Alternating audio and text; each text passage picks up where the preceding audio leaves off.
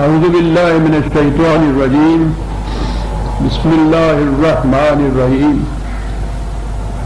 عزیزان من، آج اپریل 1983 کی 15 موسموں کا تغیر اگر معمول کے مطابق ہوتا تو ہمارے ہاں پنجاب میں 13 اپریل سے گندم کی کٹائی شروع ہو جایا کرتی تھی.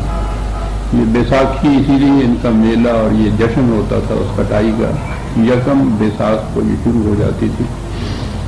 اور اب کیفیت یہ ہے کہ آج کل سردی نومبر دسمبر جیسی اور بارش جولائی اگست جیسا ہو رہا ہے. اس کی وضاحت کی ضرورت اس لیے پڑی کہ اس مرطوب آب و ہوا کا اثر میری صحت پر بڑا مضر پڑتا ہے.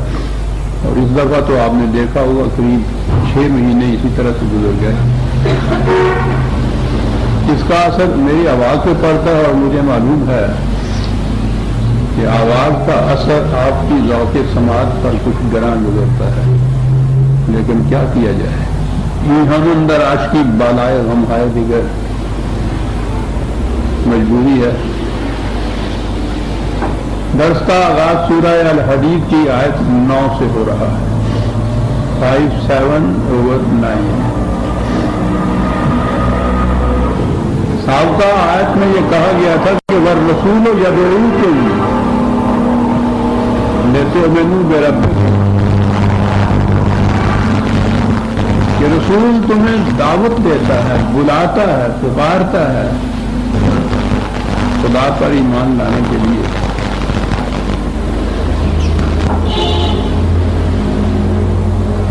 خدا کا تصور تو جیسا کہ آپ کو معلوم ہے ایبسٹریکٹ ہے، مجرد ہے، غیر محسوس ہے. یہ جو پکار ہے رسول کی، رسول تو محسوس پکار سے آواز دیتا ہے، آپ کو بلاتا ہے اپنی طرف. ایک شخصیت آ گئی درمیان میں محسوس. اب وہ جو دعوت دیتا ہے وہ کس چیز کی طرف دعوت دیتا ہے؟ رسول اپنی ذات کی طرف دعوت نہیں دیتا. شخصیتوں کا اس میں سوال ہی نہیں ہے. تو فوراً ہی اگلی آیت میں بات واضح کر دی کہ هو الذی ينزل علی عبدہ آیات بینات. وہ دعوت دیتا ہے تمہیں اس قرآن کی طرف جو خدا کی طرف سے نازل ہوا ہے اس کے اوپر. اس کی آیات یہی وضاحت کر دی. قرآن کی آیات بینات ہیں، مبین ہیں، واضح ہیں. مقصد کیا ہے قرآن کے نازل کرنے کا؟ اور یہ جو رسول تمہیں اس کی طرف دعوت دیتا ہے اس کا مقصد کیا ہے؟ لِيُخْرِجَكُم مِّنَ الظُّلُمَاتِ إِلَى النُّورِ. اس قدر جامع مقصد ہے عزیزان مانیے. اور متعدد مقامات پر آیا ہے قرآن کے اندر کہ یہ قرآن نازل ہم نے اس لیے کیا ہے کہ یہ تمہیں زندگی کی تاریکیوں سے روشنی کی طرف لے آئے. 2 لفظوں میں اتنی جامع حقیقت بیان کر دی ہے کہ اس کے لیے نہ کسی وضاحت کی ضرورت ہے، نہ کسی قسم کے اضافے کی ضرورت ہے. روشنیوں تاریکیوں سے روشنی کی طرف لے آئے. جہاں جہاں بھی قرآن میں یہ چیز آئی، تاریکیاں ظلمات تو جمع کے سیغے میں آیا ہے اور نور واحد کے سیغے میں آیا ہے. تاریکیاں مختلف قسموں کی ہو سکتی ہیں، روشنی کی مختلف قسمیں نہیں ہوتی، وہ ایک ہی ہوتی ہے.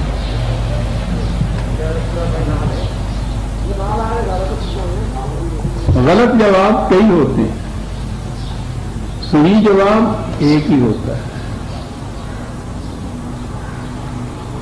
تو پہلی چیز جو ہے جس کی طرف یہ دعوت ہے وہ تمہیں مختلف اختلافات سے نکال کر ایک مرکز پر لاتا ہے. اور وہ مرکز ہے یہ النور جسے کہا گیا ہے.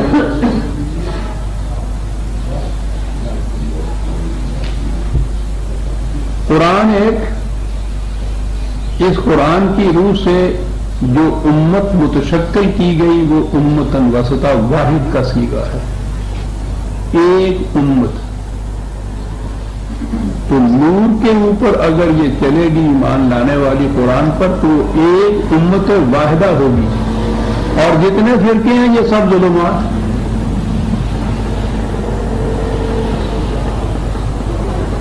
یہ اگر نور ہوتے تو جمع کا صیغہ ان کے لیے نہ آتا، فرقے ہیں یہ۔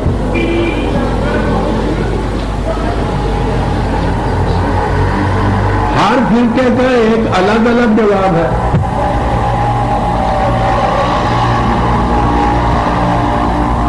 سوچیے تو صحیح کہ کیا ان کا رسول ایک ہے؟ قرآن تو ان کے ہاں ہے ہی نہیں۔ قرآن آئے تو فرقہ نہیں رہتا، فرقے کو قرآن شرک کہتا ہے۔ شرک کیوں کہتا ہے؟ ہر فرقے کا جو جواب ہوتا ہے اس سوال کا وہ الگ ہوتا ہے، مختلف ہوتا ہے، تو ایک سے زیادہ جواب جب ہوں گے تو شرک ہو جائے گا۔ توحید تو یہ ہوگی کہ ایک ہی جواب ہوگا۔ اب یہ منسوخ کرتے ہیں اپنے ان جوابات کو، یعنی وہ عمل جس کے اوپر یہ چل رہے ہیں رسول اللہ کی طرف، تو عجیب بات ہوگی کہ ان کا رسول بھی ایک نہیں ہے۔ ذرا سوچیے تو صحیح۔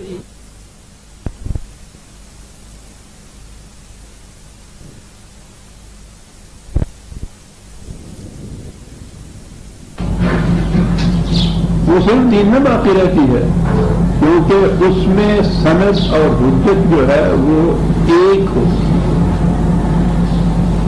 اور وہ کیا ہے؟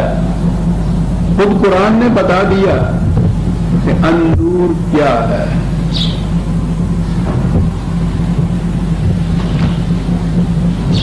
اہم آیت ہے 64/8 6/4/8 اور مقامات پہ بھی ہے، لیکن میں ایک ہی آیت تک کرتا ہوں۔ فآمنوا باللہ ورسولہ والنور الذی انزلنا۔ قرآن کو خدا نے النور کہا ہے، بس یہ ہے النور، باقی سب ظلمات ہیں۔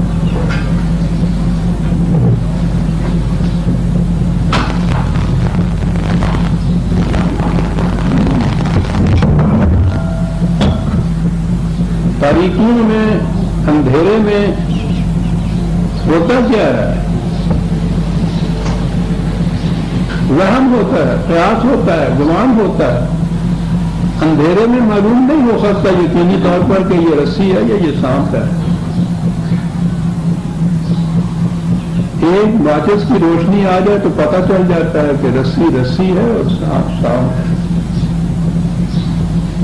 یہ جو اتنی اختلافات ہیں، بامی فسادات ہیں، ہر ایک اپنے اپنے جواب کو صحیح کیا رہا ہے۔ کیوں ہے؟ یہ روشنی نہیں ہے۔ روشنی کا تو کام ہی یہی ہے کہ وہ اختلاف مٹا دیتی ہے۔ ہر شے کمرے کی اپنے اپنے مقام پہ نظر آ جاتی ہے اور پتہ چلتا ہے کہ یہ کیا ہے۔ تاریکی میں یہ امتیاز نہیں ہوتا۔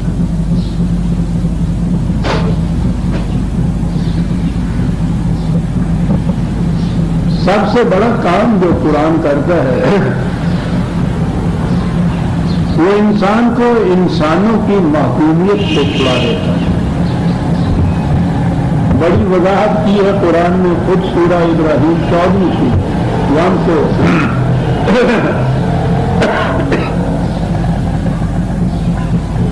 یہ خود مجھ سے بڑا گراں گزرتا ہے، عزیزان ایمان آپ حضرات سے تو گزرتا ہی ہوگا۔ سورہ ابراہیم 14 سورت الف لام را کتاب انزلناہ الیک لتخرج الناس من الظلمات الی النور۔ یہ کتاب نازل کی ہم نے تیری طرف رسول تاکہ تو اس کے ذریعے سے لوگوں کو تاریکیوں سے روشنی کی طرف لے آئے۔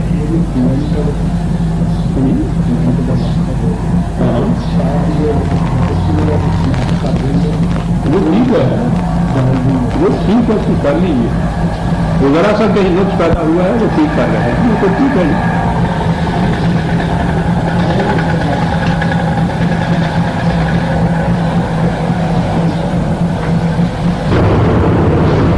چلتا ہوں تو آنکھوں کے آگے اندھیرا آ جاتا ہے، نظر ٹھیک نہیں آتا، کہنے کہ میاں صاحب یہ بڑھاپا ہے کہ حکیم صاحب رات کو نیند نہیں آتی، آدھی آدھی رات تک جاگتا رہتا ہوں، کہنے لگے میاں صاحب بڑھاپا ہے، کہنے لگے تیرے حکیم بنانے والے کی ایسی کی تیسی وہ بات کہتا ہوں بڑھاپا ہے بڑھاپا، کہنے لگے میاں صاحب یہ بھی بڑھاپا ہے۔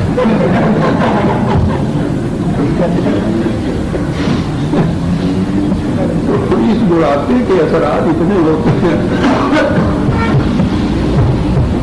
جی۔ کتاب انزلناہ الیک لتخرج الناس من الظلمات الی النور، کیا الفاظ ہیں، ظلمات سے نور کی طرف لے جائے، اور اس کے بعد بتایا کہ یہ بات وہی ایبسٹریکٹ سی، مجرد سی، غیر محسوس سی نہیں ہے، فوراً ایک تاریخی شہادت سامنے لائے، محسوس بنی کہ بات سمجھ میں آ جائے کہ ظلمات کسے کہتے ہیں اور نور کی طرف کیسے لایا جاتا ہے۔ وَلَقَدْ أَرْسَلْنَا مُوسَىٰ بِآيَاتِنَا أَنْ أَخْرِجْ قَوْمَكَ مِنَ الظُّلُمَاتِ إِلَى النُّورِ، موسیٰ کی طرف بھی ہم نے یہ نور کہا، یہ کہ اپنی قوم کو ظلمات سے نور کی طرف لے آئے۔ وہ کیا تھی ظلمات؟ آیت کا اگلا حصہ وَذَكِّرْهُمْ بِأَيَّامِ اللَّهِ، اس قسم کی کشمکش جو ہوتی ہے نور اور ظلمات کی، ایام اللہ کہہ کے پکارا ہے اس کو، اللہ کے دن تو سارے ہی اللہ کے ہوتے ہیں، لیکن وہ دن جس میں یہ کشمکش انتہا تک پہنچتی ہے اور الحق غالب آتا ہے، اس کو اللہ نے اپنا دن کہہ کے پکارا ہے۔ آگے بات آئی کہ وہ کیا تھی ظلمات جہاں سے نکال کے نور کی طرف موسیٰ لے آئے تھے علیہ السلام۔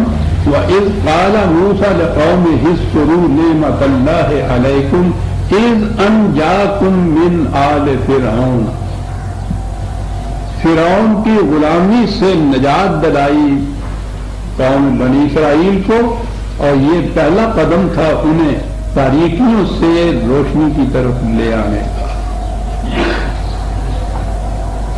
پہلی چیز اور میں کہتا ہوں بنیادی چیز، انسانوں کی معصومیت کے اندر انسانوں کا رہنا، سب سے بڑی تاریکی یہ ہے۔ یہ تو تاریکی کیا ہے، یہ تو اندھائی کر دیتی ہے، نظری کچھ نہیں انسان کو پھرانے دیتی۔ پہلی چیز یہ گنائی کہ یہ کیا ہے ظلمات، اس میں سے یہ تاریکی جو ہے، اسے تاریخی مثال کے طور پر بیان کیا کہ یہ تھی وہ سب سے بڑی تاریکی جس سے اس قوم کو نکال کے وہ روشنی کی طرف لے آیا تھا، سینا کی وادیوں میں جہاں وہ کسی انسان کے محکوم نہیں رہے۔ پہلا قدم یہ ہے کہ دوسرے انسانوں کی معصومیت سے آزادی دلائی جائے۔ اگلا قدم پھر وہاں یہ تھا کہ پھر وہ خدا کے احکام کی غلامی جو ہے اس میں ان کو لایا جائے، ان کی معصومیت کے اندر لایا جائے۔ پہلا حصہ لا الہ کا تھا، فرعون کی معصومیت کی، اس کی غلامی کی زنجیروں کو توڑ کے نجات دلانا۔ یہ ابھی پازیٹو کوئی چیز نہیں ہے، یہ نیگیٹو ہی ہے ابھی، لیکن تاریکی تو اٹھ گئی۔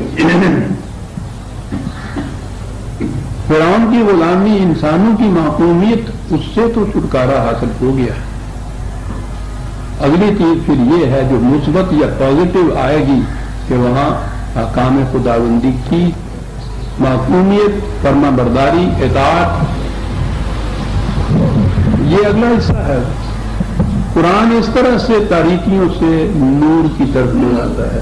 ابائن ہی ہماری مثال، میں نے کئی دفعہ یہ لکھا ہے کہ ہماری پاکستان کی مثال بنی اسرائیل کی مثال ہے۔ جو کچھ اس میں ہوا ہے یا ہوا تھا وہ صرف فرعون کی غلامی سے آزادی کے سینا کی طرف ہم آئے تھے، جہاں کوئی چیز ایسی ابھی پازیٹو نہیں تھی۔ پہلا قدم یہ تھا کہ وہاں ہندو اور انگریز کی غلامی سے آزادی ملا کے ایک خطہ زمین میں لے آئیں جہاں کسی انسان کی ابھی معصومیت یا حاکمیت نہ ہو، اور اگلا قدم یہاں وہ ہونا تھا کہ یہاں پھر حاکمیت خود خدا کی ہو۔ بس ہم اسی حصہ الا لا کے اوپر رہے اور آگے بڑھ ہی نہیں سکتے۔ ہم پازیٹو یا مثبت حصے کی طرف اللہ کی طرف آئے ہی نہیں یہاں یہ.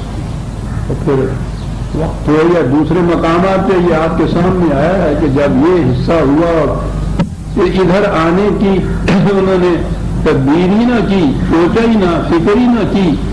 تو اس زمین کے متعلق جو قرآن نے خود خدا نے کہا تھا کہ تمہارے نام لکھ دیا ہے, اس کا پتہ ہم نے, اٹھو اور اس کا قبضہ لے لو. کہا کہ اگر تمہارا انداز ریس یہی ہے کہ تم حصہ لا کے بعد آگے اللہ کی طرف بڑھتے ہی نہیں ہے تو محرمہ تو ملا, وہ سرزمین 40 سال تک ان پر حرام قرار دے دے گی.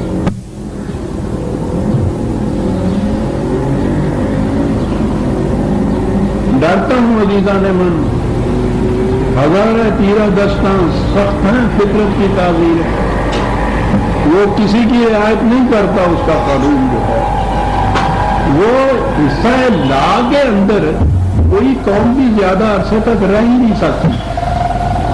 یہ خلا ہوتا ہے, یہ ویکیوم ہوتا ہے. سانس لینے کے لیے تو ہوا کی ضرورت ہوتی ہے. پہلا قدم یہ تھا کہ وہ جو غیر خداوندی قوتوں کی غلامی تھی اس سے نجات دلانا. اگلا قدم اللہ کا ہے کہ پھر خدا کے احکام کی اطاعت کرنا. یہ نہ کیا جائے تو اس حالت میں ابدی طور پر کوئی قوم نہیں رہ سکتی. اسی لیے خدا نے کہا کہ حرام کر دیا ان کے اوپر. ہم نے اس زمین کو جس کا پٹا ان کے نام لکھ کے دے دیا تھا. ہم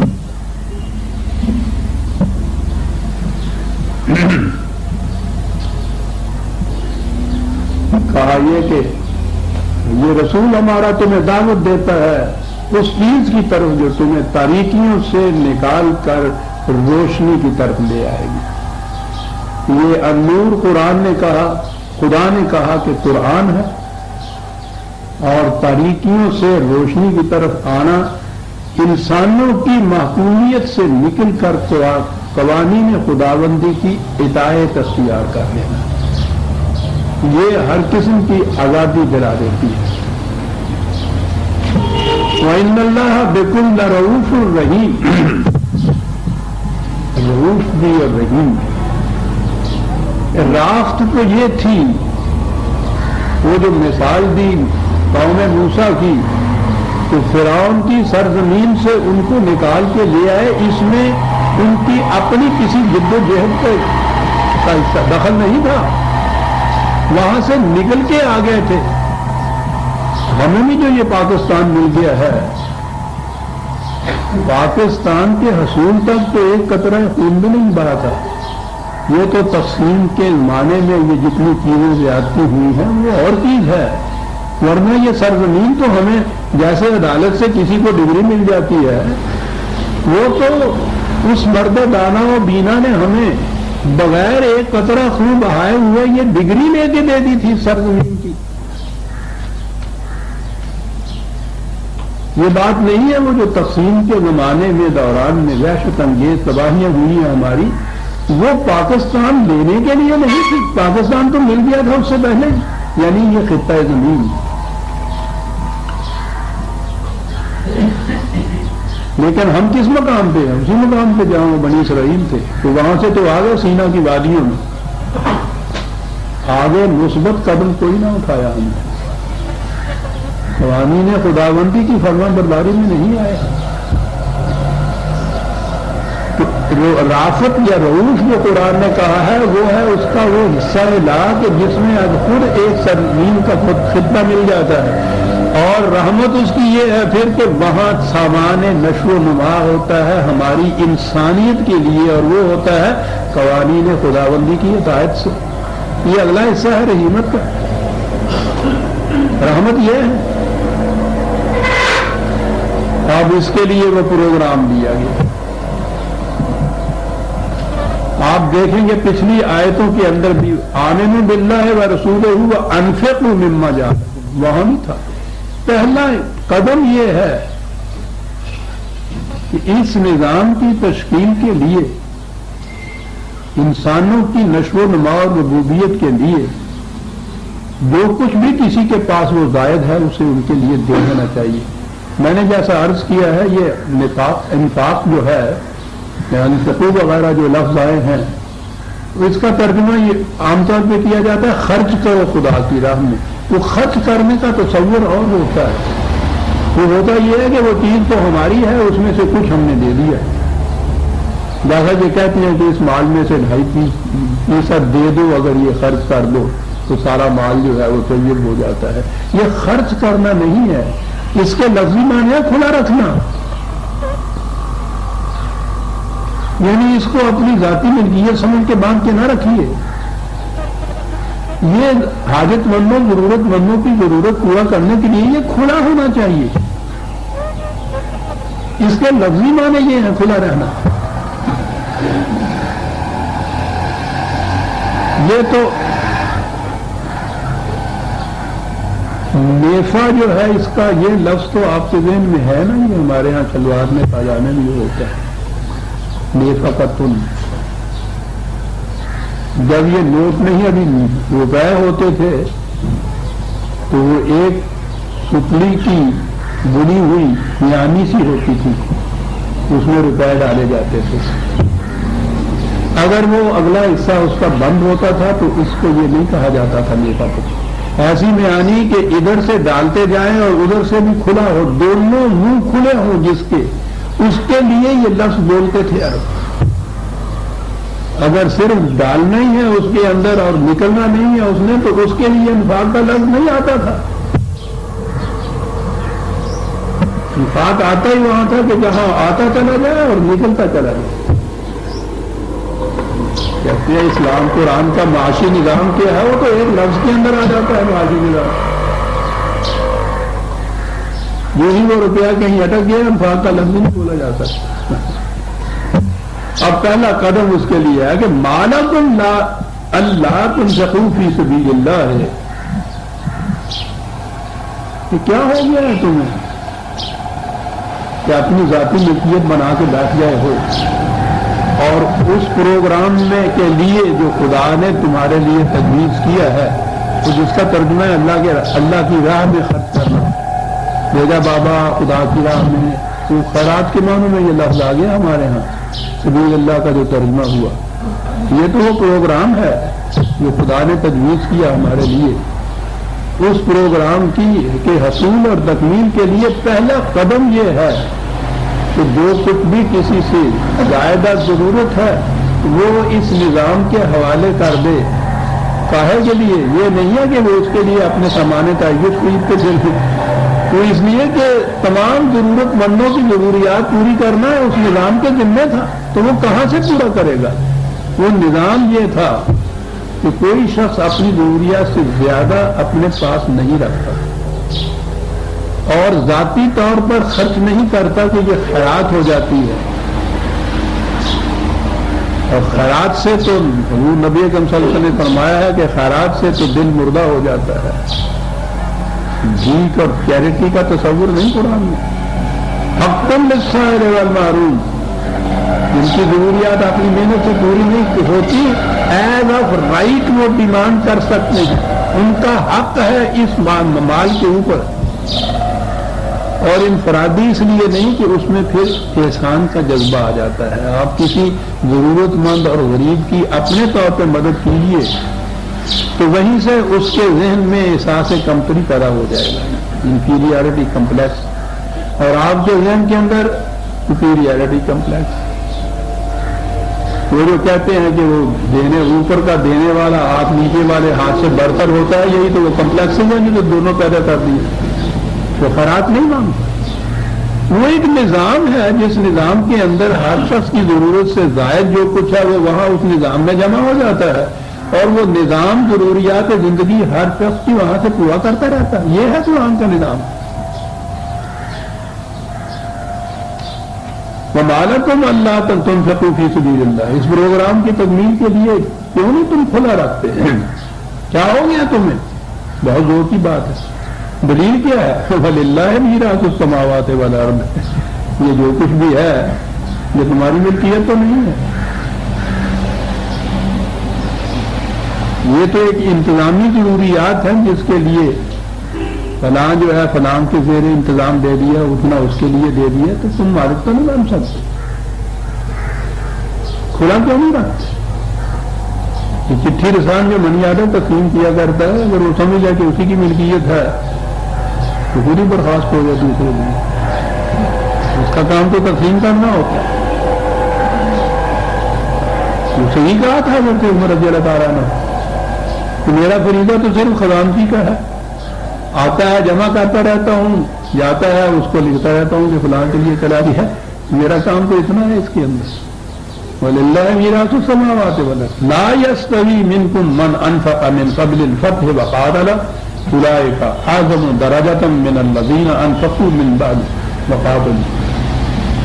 یہ نبی اکرم صلی اللہ علیہ وسلم کے ساتھی جن کو صحابہ اعتبار کہا جاتا ہے اس کے متعلق قرآن میں متعدد مقامات پر یہ آیا ہے. ان کے درجات بڑے بلند ہیں.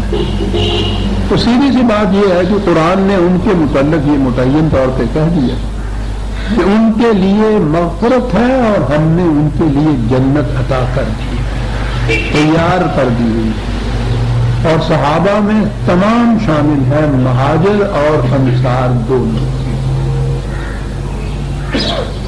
یہ بہت اہم مقامات ہیں جن پہ یہ بات کئی دفعہ آ چکی ہوئی ہے. جب بھی پھر آئے گی کہیں دوہراتا چلا جاؤں گا.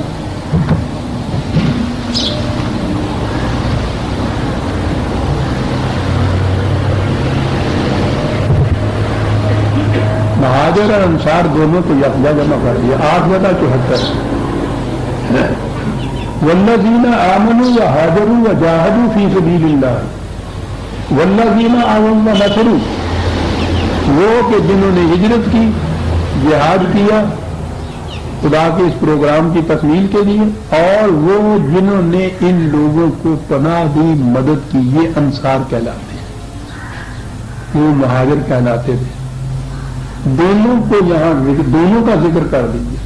نصر اولئک هم المؤمنون حقا, یہ سب کے سب مومن حقا ہیں, پکے سچے مومن, کسی ایک کی استثناء نہیں ہے. تمام مہاجر تمام انصار مومنون حقا مغفرۃ لہم مغفرۃ ورزق کریم.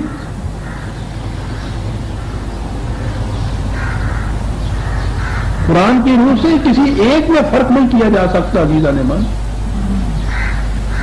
اب یہ ہے کہ ہوا یہ تھا کہ کچھ تو وہ تھے کہ جنہوں نے السابقون الاولون پائلٹ سے پہل کی, بڑی مصیبتیں, مسائل, تکالیف, مشقتیں, ان میں بھی انہوں نے ہجرت کی, ان میں بھی انہوں نے جہاد کیے. کچھ وہ تھے جو بعد میں انسان کیے. قرآن نے یہ تو کہا ہے, سیدھی بات ہے کہ وہ جنہوں نے اس زمانے میں یہ کچھ کیا کہ جب ایثار ہی ایثار تھا, قربانیاں ہی قربانیاں تھیں, کہیں کوئی چیز ایسی یقینی نہیں تھی کہ اس میں سے ہمیں بھی کچھ ملے گا, بلکہ اس دور کے اندر تو انہوں نے جانیں بھی دے دی, اپنی شہید بھی ہو گئے. انہوں نے دیکھا ہی نہیں ہے کہ وہ نظام جس کے لیے ہم جانے دے رہے ہیں وہ کب قائم ہوگا, کیسا ہوگا, انہوں نے یہ دیکھا تک نہیں. وہ اتنے پائلٹس تھے. السابقون الاولون قرآن جن کا کہتا ہے. یہ بعد میں جو آئے ہیں ان کی صورت یہ ہے کہ اتنی مصیبتیں مشقتیں نہیں رہی, اور بعد میں آئے ہیں تو پھر تو یہ نظام قائم ہو گیا, مملکت قائم ہو گئی. یہ سلسلہ جاری رہا. قرآن نے کہا ہے کہ یہ جو پہلے من قبل الفتح ہے, مکہ کے فتح ہونے سے پہلے کا زمانہ جو تھا 7 سال کا, وہ بڑی ہی آزمائشوں کا زمانہ تھا. اس میں جنہوں نے یہ کچھ کیا ہے اس میں شبہ نہیں, اولئک اعظم درجۃ, ان کے مدارج خدا کے ہم بڑے بلند. یہاں بھی یہ چیز کہی, والذین آمنوا من بعد وہاجروا وجاہدوا معکم فاولئک منکم, ان کو بھی اپنے سے الگ نہ کرو, وہ بھی سب تم میں سے ہی ہیں. فرق یہ قرآن نے کہا ہے کہ وہ جو پہلے جنہوں نے یہ کیا ان کے ایثار اور قربانی کے لحاظ سے ان کے درجات خدا کے ہاں بلند ہے, ورنہ وَكُلًّا وَعَدَ اللَّهُ الْحُسْنَىٰ, ان سب کے لیے خدا کے وعدے بہترین, ایک ایک کے لیے. تم ان میں فرق نہیں کر سکتے. خدا کے ہیں ان کے درجات میں جو فرق ہے، اور وہ ہونا چاہیے تھا۔ ایک وہ ہے جو بنیاد کی اینٹیں باندھتی ہیں، جن کے سر پہ ساری عمارت کا بوجھ ہوتا ہے، اور وہ کبھی ابھر کے اپنے آپ کو دکھا بھی نہیں سکتی کہ ہم کہاں ہیں، ٹھیک ہے، لیکن کہا کہ یہ درجات ہمارے نزدیک ہیں، تمہارے نزدیک جو کچھ ہے وہ سمجھ لو کہ وَكُلًّا وَعَدَ اللَّهُ الْحُسْنَىٰ، ان سب کے لیے خدا کے بہترین حسین وعدے ہر ایک کے لیے، مغفرت ہے، وہ جنت ہے، ان سب کے لیے ہم نے دی۔ وَاللَّهُ بِمَا تَعْمَلُونَ خَبِيرٌ، اور ہم جانتے ہیں، یہ تم پہ نہیں ہم نے چھوڑا کہ تم فیصلے کرو کہ یہ جنتی ہے، یہ جہنمی ہے، اس کا درجہ بلند ہے، اس کا درجہ پست ہے، ہم کیا کرنے والے ہیں، تم کون ہو یہ کرنے والے۔ اس لیے عزیزان من، قرآن کریم نے ان کے لیے جو لفظ والذین معہ کہا ہے، محمد الرسول اللہ والذین معہ وشداء علی الکفار رحماء بینہم، یہ رسول اللہ صلی اللہ علیہ وسلم کے ساتھی جن کو کہا ہے، حضور کی ساری زندگی میں جنہوں نے بھی اسلام لا کر حضور کا ساتھ دیا ہے، معیت ہے، وہ تمام کے تمام اس زمرے میں شامل ہو جاتے ہیں، خواہ وہ فتح مکہ سے پہلے کے ہوں یا فتح مکہ کے بعد کے ہوں، حضور کے ساتھیوں میں ان کا شمار ہو۔ ہمارے نزدیک یہ تمام کے تمام خدا کے ان وعدوں کے مطابق ان کے مدارج خدا کے یہاں بلند ہوں۔ ہمارے نزدیک سب کے لیے خدا کے حسنہ وعدے ہیں، اور سب ایک جیسے ہیں، کرنے ایک ہی مشن کی۔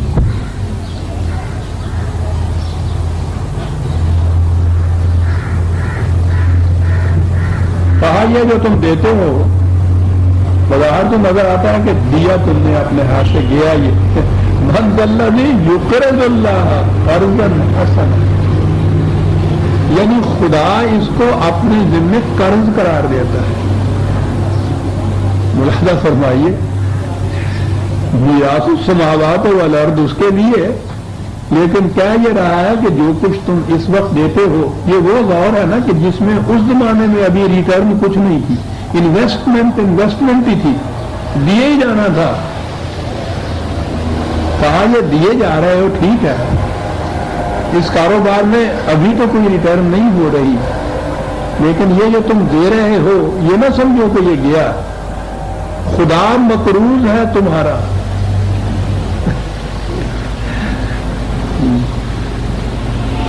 کیسی خوش معاملگی ہے سر، غرض ہے۔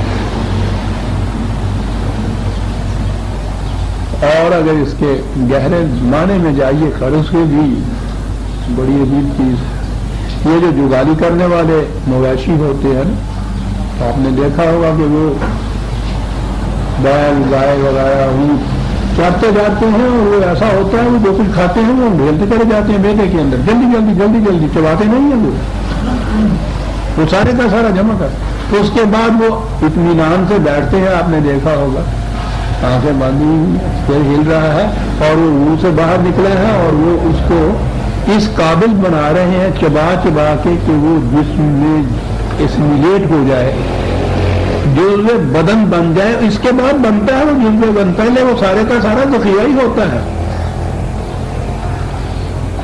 یہ جو اس قسم کی ریٹرن ہو نا کہ حاصل تو کیا جائے تو وہ اس شکل کے اندر ہو، را شکل کے اندر ہو، جزو بدن نہ بن رہا ہو، لیکن اس کے بعد اس طرح جگالی کر کے اس کو ایسے پیس دیا جائے کہ جزو بدن بن جائے، اس کو کہتے ہیں قرض۔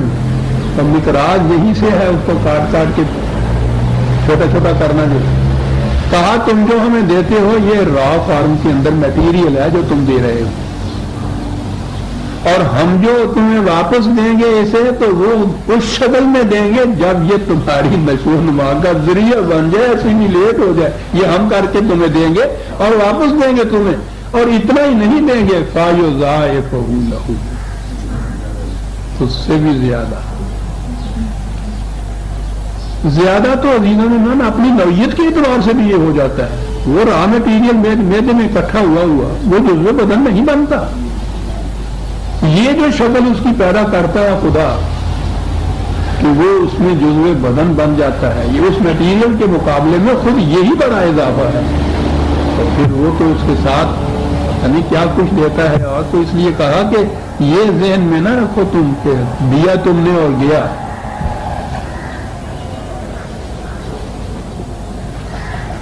یضاعف لہ وَلَهُ أَجْرٌ کریم، یہ ہے چیز جو اس کا بدلہ ہم دیتے ہیں. ریٹرن میں یہ تو دے ہی گئی، لیکن یہ جو تم نے ایثار کیا تھا اس زمانے میں جب ابھی کوئی ایسی چیز سامنے نہیں تھی، تو یہ واپس بھی مل جائے گا ہمیں، اور ملے گا تو پھر کچھ ساتھ لے کے بھی آئے گا. تم نے ہمارے وعدے پہ یقین کیا، تمہارے اس بھروسے اور یقین کے بدلے میں ہمارے ہاں تمہارا مقام بہت بلند ہو. تم نے ہم سے اعتماد کیا. اجر کریم. من ذا الذی یقرض اللہ قرضا حسنا فیضاعف لہ ولہ اجر کریم. یوم تری المؤمنین والمؤمنات یسعی نورہم بین ایدیہم وبایمانہم. میں نے عرض کیا تھا یہ کہ قرآن کی روح سے زندگی جو روا ہے مسلسل آگے بڑھتی ہے، چلتی ہے، ارتقائی منازل طے کرتی ہوئی بلند بھی ہوتی ہے، آگے بھی بڑھتی ہے، بلندیوں کی طرف بھی جاتی ہے. یہ ایولیوشن جس کو کہتے ہیں، ارتقاء جس کو کہتے ہیں، اس میں یہ دونوں چیزیں ہوتی ہیں کہ رکے نہیں، بڑھتی چلی جائے اور بلند ہوتی چلی جائے. قرآن نے یہی تصور دیا ہے زندگی کا. اور جنت جس کو کہا گیا ہے وہ یہاں سے زندگی مسلسل آگے چلتی ہے. میں نے عرض کیا، یاد ہوگا آپ کو کہ میں لائف آفٹر ڈیتھ والی بات جو ہے یہ نہیں کہا کرتا، یہ لائف آفٹر لائف ہے. ایک مسلسل زندگی چلتی ہے اور اس سے وہ آگے بھی چلتی ہے، اس سے اونچی بھی ہوتی ہے. طبقاً ان طبقاً قرآن کہتا ہے، ایک طبقہ سے دوسرا اونچا طبقہ میں جاتی ہے. تو یہ زندگی کی تو یہ کیفیت. اب ہمارے یہاں تصور یہی ہے عام طور پہ کہ جنت میں گئے اور وہاں پھر ابدی طور پر اسی حالت کے اندر جنت میں رہنا ہے.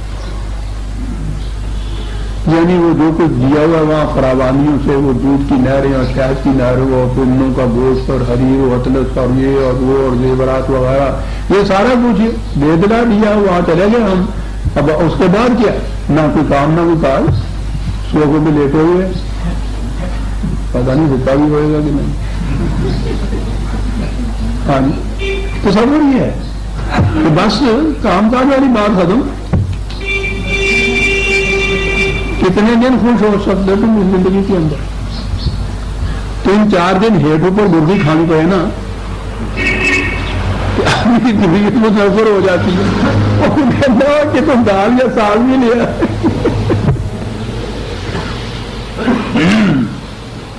بور ہو جاتا ہے انسان.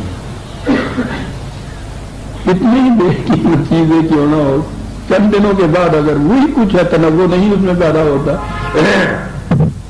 بور ہو جاتا ہے.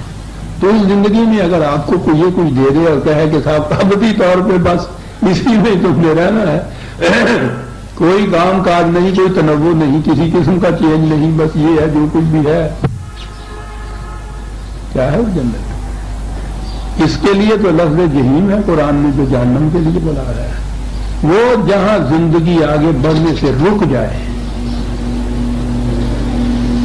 وہ رک جانا ہے ایک مقام کے اوپر جو جہنم ہے، جو جہنم ہے.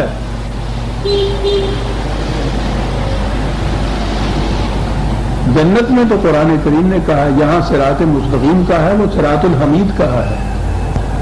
آگے یہ راستہ جو ہے اس مائل سٹون سے جو آگے بڑھے گا، جا کے تم دیکھو گے وہ سڑک یہاں سے کے مقابلے میں کہیں اچھی بنی ہوئی ہوگی، یوں کہہ لو گے نا. اور اس میں کیفیت یہ ہے، یہ ایک لفظ کہ وہاں مومن مرد اور مومنات خاص طور پہ یہ کہا ہے. پتا تھا اس خدا کو کہ ہم نے ان مومنات کے متعلق کیا کہنا ہے، اس نے ساتھ ہی لگا دیا، مومن مرد اور مومن عورتیں. کیا بات ہے صاحب، آگے بڑھیں گی. اور مانگی ہوئی روشنی نہیں ہوگی کہ جس سے پھر وہ راستہ طے کریں گی. نورہم، ان کی پیشانی سے ایک سرچ لائٹ نکلے گی جس کی روشنی میں وہ اگلی منزلیں طے کریں گی. کیا خوبصورت تشبیہ ہے. روشنی بھی مانگی ہوئی نہیں ہے. حسن عمل کی پیشانیوں سے جو نکلنے والا نور ہے، نورہم ہے، وہ آگے آگے چلے گا اور اس کی روشنی میں یہ اگلی منزلیں طے کریں گے. بشرا کمل یوم، مرحبا کی آوازیں آئیں گی ادھر ادھر، تمہارے لیے خوشخبری آج کے دن کی، اس دور میں تمہارے لیے بڑی خوشخبری ہے. مجدہ جا فضا ہے، یعنی عجیب بات ہے. قرآن نے یہ نہیں کہا کہ کس کی طرف سے یہ آواز آئے گی. بشرا لہم، آوازیں یہ آئیں گی چاروں طرف سے ان کے لیے آئیں گی. جنات تجری من تحتها الانہار خالدین فیہا، وہ باغات کے جن کی شادابیاں خزان نا آشنا ہوں، کبھی وہ افسردہ اور پیوردہ نہیں ہوں گی. اور وہ ایک ہی مثال سے بات پیدا کر دی کہ جس باغ کو رواں پانی ملتا رہے اس کے پودے خشک نہیں ہوا کرتے.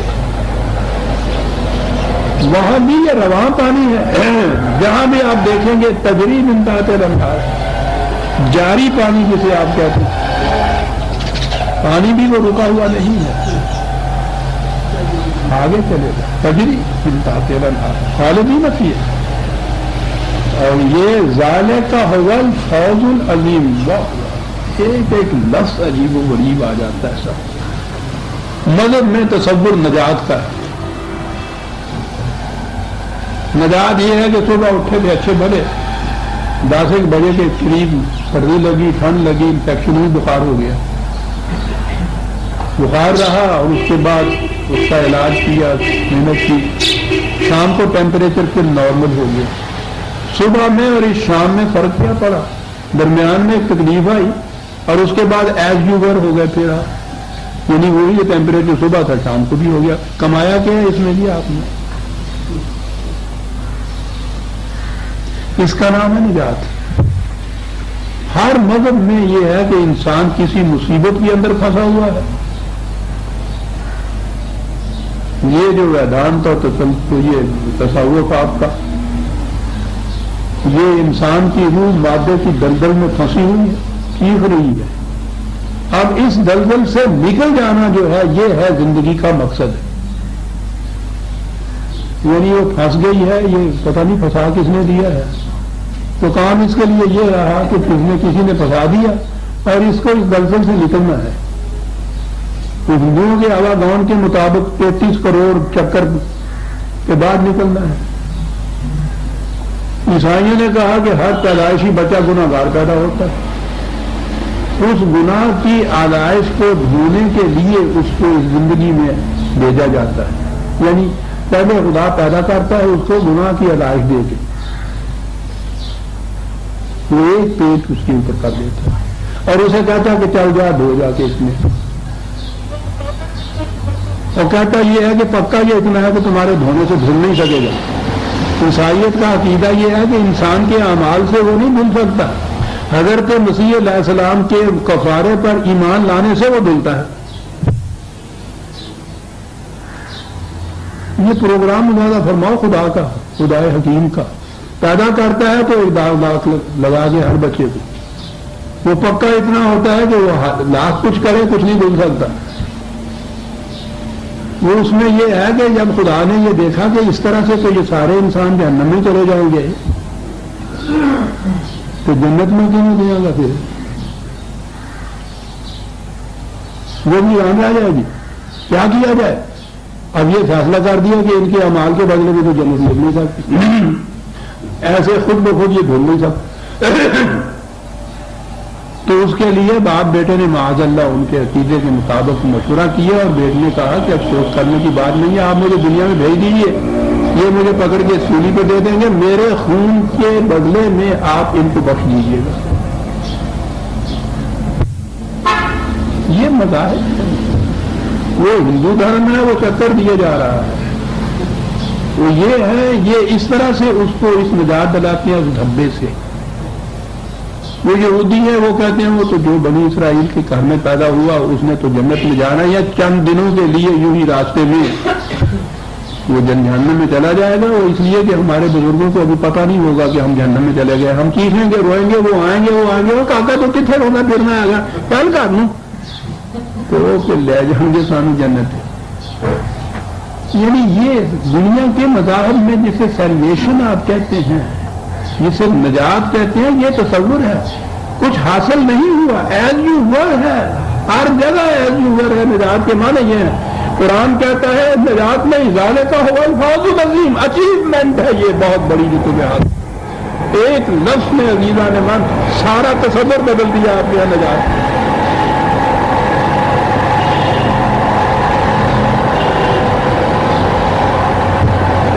اچیومنٹ اور سلویشن میں جو فرق ہے عزیزان من، یہ ہے اسلام کی فوقیت باقی مذاہب کے مقابلے میں۔ وہاں سب کچھ کرنے کے بعد بھی جو کچھ ہوتا ہے کسی مصیبت سے چھٹکارا ہوتا ہے، صرف حاصل نہیں کچھ ہوتا۔ یہاں جو زندگی کا پروگرام دیا جاتا ہے فوز العزیز، بہت کچھ حاصل ہوتا ہے اس کے اندر۔ تھوڑا سا اور وقت لے گئے ہمارے کم یوم یقول المنافقون والمنافقات للذین آمنوا انظرونا نقتبس من نورکم۔ قرآن بتاتا یہ ہے کہ اس دنیا کے اندر جو کچھ کیا ہوگا اسی کے نتائج ہیں جو اگلی زندگی میں ملیں گے، اس سے وہ زندگی متعین ہوگی۔ اچیومنٹ کی زندگی، کچھ حاصل ہو گیا، زندگی کی اگلی منزل یعنی اگلی کلاس میں پروموشن ہو گئی، اس کی پاس مارکس حاصل کیے، ہائر کلاس کے اندر چلا گیا وہ۔ یہ نہیں ہے کہ وہاں جا کے کچھ کرے گا تو پھر وہ اگلی کلاس میں چلا جائے گا، وہ یہاں جو اس نے محنت کی ہوگی ایگزامینیشن ہولڈ ہونے سے پہلے اس کا نتیجہ ہوگا جو وہاں ملے گا۔ یہ بڑی پکی بات قرآن کی روح سے کہی۔ اب اس دنیا کا جو اہمیت ہے وہ سامنے آ گئی۔ یہ کلاس میں چڑھنے کے لیے، امتحان پاس کرنے کے لیے وہ یہاں ہے جو محنت کرنی ہے،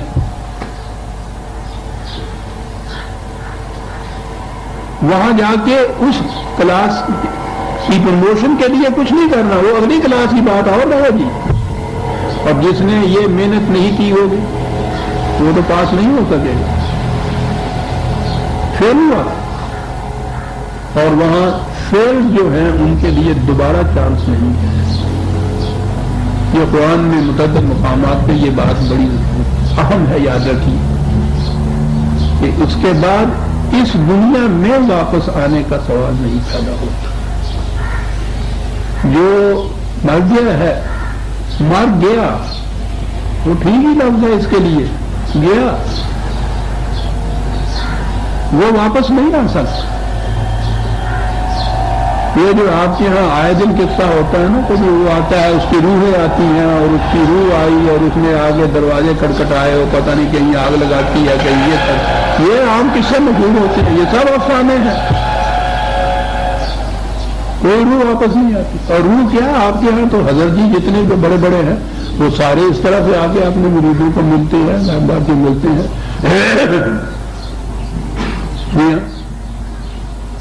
قرآن ایک مقام پہ نہیں متعدد مقامات میں آتا ہے کہ جو گیا ہے وہ اس دنیا میں واپس نہیں آ سکتا۔ وہ انسان کی شکل میں تو ایک طرف رہا، جسے آپ روح کہتے ہیں، اس دنیا کے ساتھ اس کا معاملہ منقطع ہوا، ختم ہوا۔ وہ کہتے ہیں کہ وہ جو مر گیا ہے وہ تو اگر تم اس کو آوازیں بھی دو، مرادیں مانگو تو تمہاری سنتا ہی نہیں ہے، وہ سن سکتا ہی نہیں ہے۔ اور اس میں ہے کہ اگر بفرض محال سن بھی دیتا تو وہ تو تمہاری جواب ہی نہیں دے سکتا۔ کہا اسے تو اپنے متعلق بھی کچھ پتہ نہیں ہوتا کہ میں کب گرایا جاؤں گا، اس دنیا کے ساتھ تعلق تو ایک طرف رہا۔ وہ جو ہے نا کہ وہ حضرت صاحب آئے اور ہماری کشتی پھنس گئی ہوئی تھی، نکل نہیں رہی تھی اور بڑی مشکل تھی. ہم نے پھر پکارا حضرت عبد القادر جیلانی اور وہ تشریف لائے اور انہوں نے آ کے ایک ہود ماری اور وہ کشتی پار چلی گئی. ہم دیکھتے ہی رہ گئے کہ معلوم ہوا کہ وہ حضرت صاحب تھے جو تشریف لائے تھے. سب افسانے ہیں، افسانے بھی نہیں ہیں، قرآن کے خلاف ہے یہ تصور. عزیزان کوئی واپس نہیں آتا. کہا کہ وہاں جانے کے کے بعد مومنین کی تو یہ کیفیت ہوگی تو وہ آگے بڑھتے چلے جائیں گے سب کچھ. یہ منافقین جو تھے جو بظاہر مومنوں کے ساتھ رہتے تھے اندر سے ان کے خلاف تھے، وہاں یہ ان سے کہیں گے کہ بھئی ہم تو بالکل تاریکی میں ہیں، اپنی اس روشنی میں سے کچھ تھوڑا سا حصہ ہمیں بھی دو. ان سے کہیں گے قیل ارجعوا وراءکم فالتمسوا نورا، کہا جائے گا کہ جو تاریکی میں وہاں سے آیا ہے یہاں آنے کے بعد اس کو روشنی نہیں مل سکتی. قرآن میں من کان فی ھذہ اعمی فہو فی الآخرۃ اعمی، جو یہاں سے اندھا گیا ہے وہ وہاں بھی اندھا رہے گا، وہاں بینائی نہیں مل سکے. ان سے کہا جائے گا کہ وہ بینائی تو وہاں ملنی تھی، روشنی تو وہاں ملنی تھی، جا سکتے ہو تو وہاں جاؤ، وہاں جا کے پھر قصبے سے کرو اور روشنی ملے گی. وہاں تم جا نہیں سکتے، یہاں تو وہ مل نہیں سکتے. فَضُرِبَ بَيْنَهُمْ بِسُورٍ لَهُمْ بَابٌ بَاطِنُهُ فِيهِ رَحْمَةٌ وَظَاهِرُهُ مِنْ قَبْلِهِ الْعَذَابُ قِبَلِهِ الْعَذَابُ. بہت اچھا. منافقت جو ہے کہا یہ ایمان اور منافقت میں فرق ہے. وہ ایک خفیف سا پردہ ہوتا ہے، ادروائز وہ منافق بھی بالکل شکل و شباہت رہن سہن معاشرے میں مومنی نظر آتا ہے، بس وہ سینے کے اندر ایک چیز ہوتی ہے. قرآن نے دوسری جگہ اسے حجاب المستور کہا. ایک پردہ جو تمہیں نظر نہیں آ سکتا وہ پردہ ہوتا ہے، اور واقعی منافقت ایک پردہ ہوتا ہے. لیکن کہا کہ پردہ تو ہوتا ہے ایسا جو نظر نہ آئے. فرق کتنا بڑا ہوتا ہے؟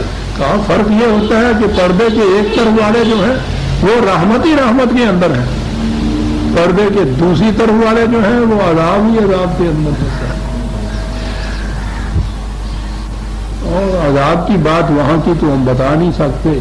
ایک شخص کو عزیزان من جو بیروت بدل کے اندر سے وہ منافق ہو، کافر ہو، نہ ماننے والا ہو، فریب دہی کے لیے وہ اس جماعت کے اندر شامل ہوا ہو، ان جیسا بن کے رہ رہا ہو، مسلسل عذاب ہوگا، جہنم کی آگ ہوگی جس میں سے وہ گزر رہا ہوگا. ہر آن قرآن کہتا ہے کہ یا کبون کل صحت علیہم، وہ تو کہیں پتا کھڑکے گا تو اس کو کہے گا کہ آئی مصیبت میرے لیے. منافقت کی زندگی، وہ کھلا ہوا کفر، کھلا ہوا ایمان، دو زندگیاں ہیں، الگ الگ ہے. دھڑکا نہیں لگا ہوا ہوتا کھلے ہوئے کافر کو، ٹھیک ہے مخالفت کی زندگی ہے، دھڑلے سے وہ زندگی بسر کرتا ہے. منافق اندر سے کچھ ہو اور باہر سے وہ کچھ کہے، اس کی تو کیفیت یہ ہوتی، ہر آن اس کو یہ خطرہ ہوتا ہے کہ مرا یہ بھی میرے پیچھے چلا جا رہا ہے صاحب، میرے لیے کچھ کر رہا ہے صاحب. کہتے ہو نہیں وہ تو اپنے کام جا رہا تھا، کہنے لگے نہیں مجھے دھڑکا ہے لگا ہوا. ہر سائے سے ڈرتا ہے، ہر ایک کی حرکت سے ڈرتا ہے. منافقت بڑا عذاب ہوتا ہے، سخت. اسی لیے قرآن نے کفار کو تو جہنم کے اوپر کے درجے میں رکھا ہے، منافقین کو سب سے نیچے کے درجے میں رکھا ہے. یہ درجے اسفل من النار، مسلسل آگ، نار اللہ الموقدۃ اللہ کی تتبع الافئدہ، اس آگ میں جس کے شعلے اس کے دل کو ہر وقت لپیٹے ہوئے ہوتے ہیں. منافقت کی یہ زندگی ہوتی ہے عزیزان. تو کہا یہ ہاں ٹھیک ہے کچھ وقت بعد میں بھی کام آئے تھے. یہ ٹائم کیپر صاحب منٹ کا حساب تو جڑے تھی بچوں لے لیا یہ بھی جو جی حساب ہی کر لیا. ہاں جی ٹھیک ہے جی وہ بھی ہاں جی یہ ٹھیک ہے جی. ہاں بہرحال مسلسل یہ مضمون آگے بھی چلتا ہے، اس لیے اسی آیت پہ ہم چھوڑتے ہیں اس کو. سورہ حدید کی آیت 14 تک ہم آ گئے، 13 تک آ گئے، 14 سے آئندہ لیں گے. ربنا تقبل منا انک انت السمیع العلیم. اور یہ اعلان ہے نہایت ضروری، صحرا میں بھٹکتے والے کو اگر کوئی نشان منزل دے دے کہ یہ وہ ہے جہاں تم نے جانا ہے اور یہ ہے وہ راستہ ہے، اس کا یہ نشان منزل دینا ہی جو ہے وہ بڑا احسان ہوتا ہے۔ خود خدا نے رسول اللہ صلی اللہ علیہ وسلم کے متعلق میں جو کہا ہے وَوَجَدَكَ ضَالًّا فَهَدَىٰ، وہ کہا ہے کہ تم تلاش حقیقت میں سرگرداں پھر رہے تھے، ہم نے نشان منزل دیا تمہیں۔ یہ بڑی چیز ہوتی ہے ایک رہنورد شوق کے لیے کہ منزل کا نشان کوئی نہ ہو، وہ بھٹکتا پھر رہا ہو راستوں کی تلاش میں، اور کوئی اس کو نشان منزل دے دے، محسن ہوتا ہے۔ اقبال محسن ہے ہمارا آپ کا، آنے والی نسلوں کا، اس نے صحرا نورد امت کو نشان منزل دیا تھا۔ ایک احسان تو اس کا عالمگیر ہے، اس نے انسانیت کو بھی نشان منزل دیا تھا۔ ایک احسان ان کا اہل پاکستان سے ہے کہ انہیں بھی اس نے نشان منزل دیا تھا۔ ذاتی طور پہ مجھ پہ بھی احسان ہے کہ میں نے جو قرآن کو سمجھا، ظلمات سے نکل کے اس نور کی طرف آیا ہوں، تو یہ میں نے کسب ضیاء اسی کی فکر سے کیا ہے، یہ ذاتی طور پہ بھی احسان ہے۔ 21 اپریل علامہ اقبال کا یوم وفات ہے، ہر سال اس پہ میں کچھ خصوصی درس پیش کیا کرتا ہوں۔ 21 کو تو جمعرات ہے، ہمارا اگلا جمعہ 22 کو آئے گا، تو 22 کے جمعے کا جو خصوصی درس ہے وہ علامہ اقبال ہی کا ایک مصرع ہے کہ حقیقت خرافات میں کھو گئی۔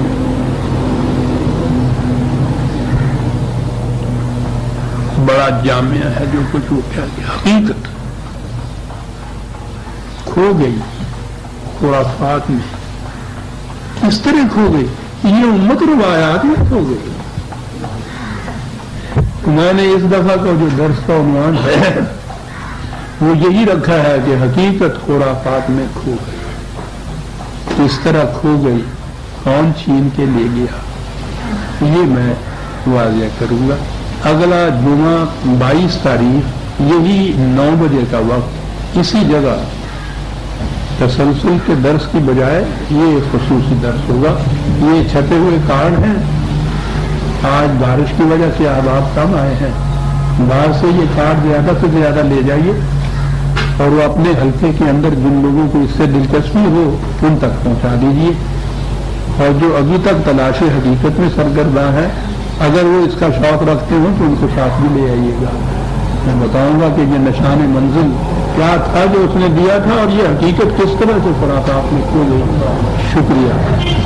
خبر لانا بھی ضروری ہو بھی سنتے جائیں۔ اسلام کیا ہے محترم پرویز صاحب کی کتاب کافی عرصے سے آؤٹ آف پرنٹ تھی، کئی سال ہو گئے تھے، اس کا نیا ایڈیشن چھپ کے آ گیا ہے، کسی صاحب کو ضرورت ہو تو بار اسٹال سے مل سکتے۔